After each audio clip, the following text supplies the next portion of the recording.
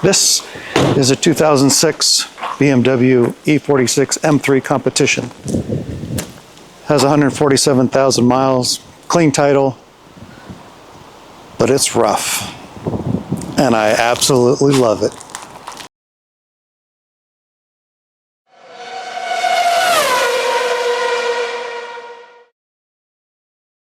Just picked up this 2006 BMW E46 M3 competition.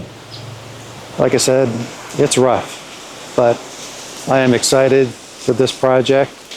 I want to bring it back up to not garage queen quality. I want to make it a great daily driver, but I want to take care of all the issues that it has. Obviously it is in rough shape, and I'll go over that in a minute, but it doesn't have the big three done. For those in the BMW community know exactly what that is. Those of you that aren't in the BMW community, the big three are Banos issues, rod bearing issues, and subframe issues.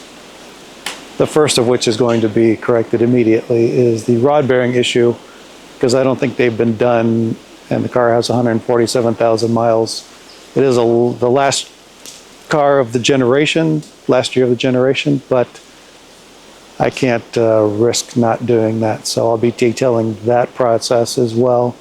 But let's take a look and see what is going on with this car.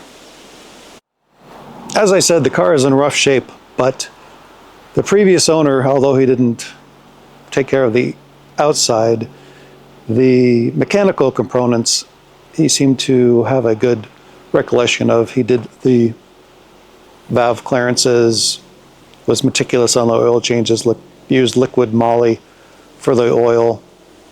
He knew what things were overdue. So the mechanicals he seemed to take care of. You can see it has Michelin Pilot Sports on there. But the outside obviously needs a lot of attention.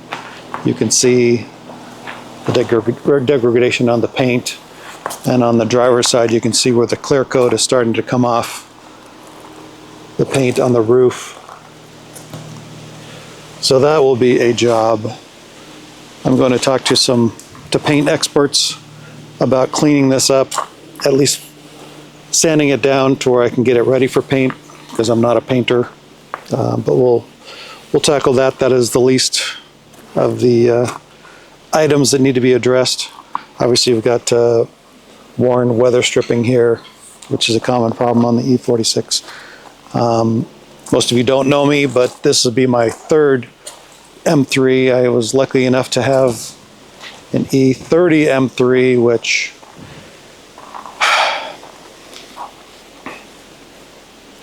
I sold for $10,000 in 2000.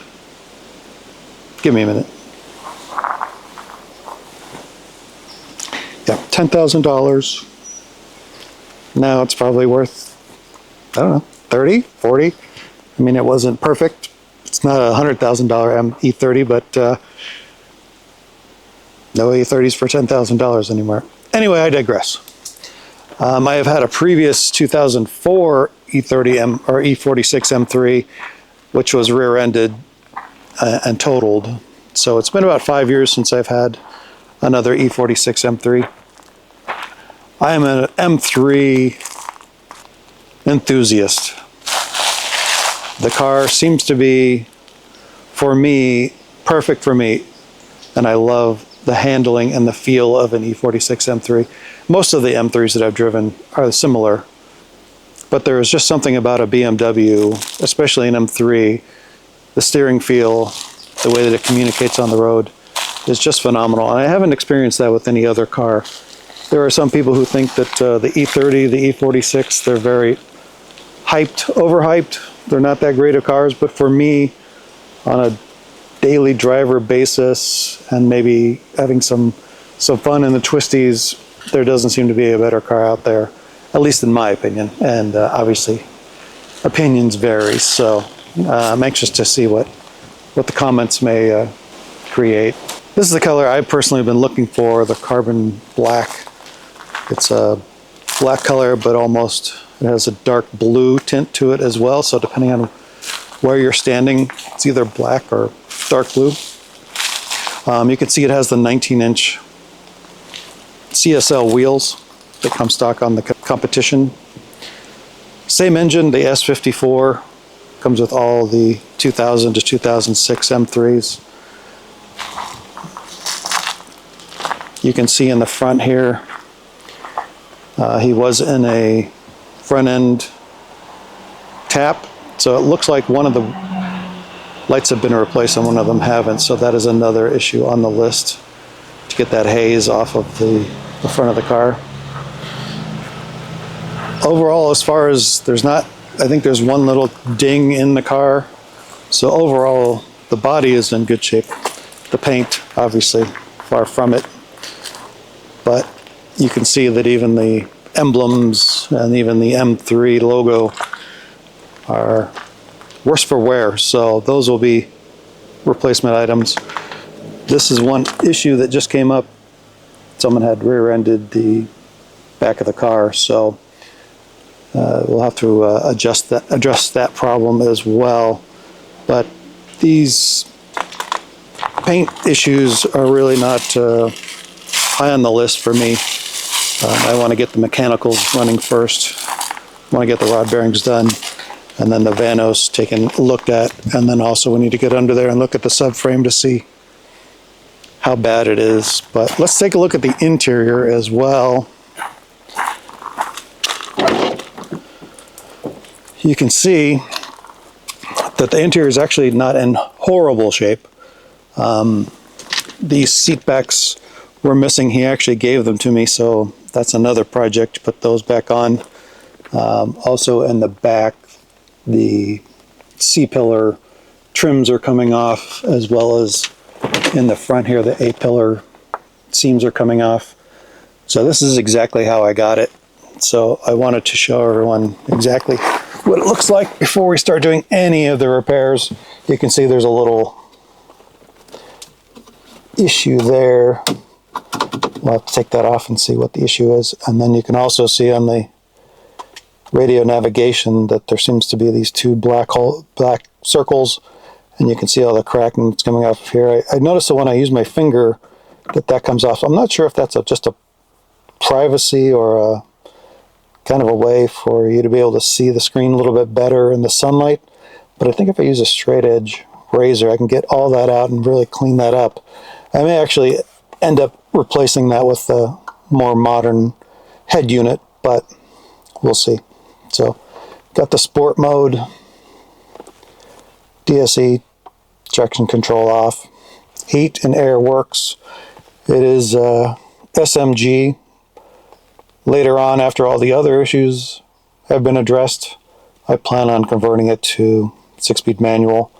So that would be just amazing to have this car in a manual transmission. So I've got Alcantara steering wheel, Alcantara handbrake, but the car has issues, obviously, but the bones I think are great, and I think this is going to be a really fun project. Again, I'm not going to make it a beauty queen or anything like that. I want to be able to drive it, be able to park it in a parking lot and not worry about it. We can take a look under the hood at the S54 engine. You can see this one's actually, it looks relatively untouched. It's very stock, no modifications. That was one of the things that appealed to me. Doesn't look like it's been molested or anything like that. This produces 333 horsepower out of a 3.2 inline-six. Pretty powerful for the size of the engine that it is, and you can definitely feel it on acceleration. Unfortunately, on this car, I have not been able to exercise it as much as I'd like to, but until those rod bearings are done, it's barely being driven, and when it is, it's not above 3,000 RPM, which surprisingly is still relatively spirited. But so that's a quick overview on the car and the issues that it's going to need to be addressed. So I am excited. Should be an interesting little project. So like, subscribe, comment, or don't. Who am I to tell you what to do? Godspeed.